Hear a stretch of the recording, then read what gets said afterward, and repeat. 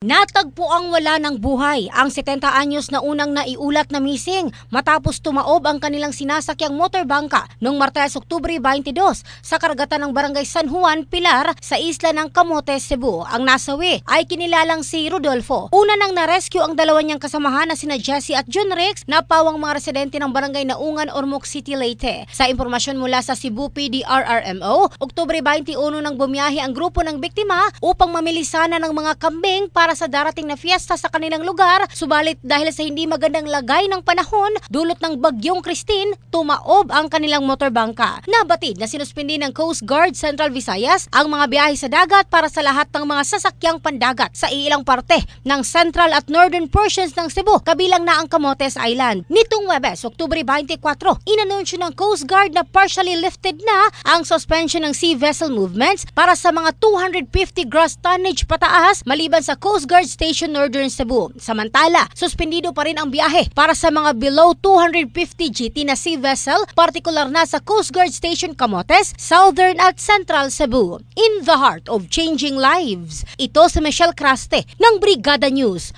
Philippines, the Music and News Authority.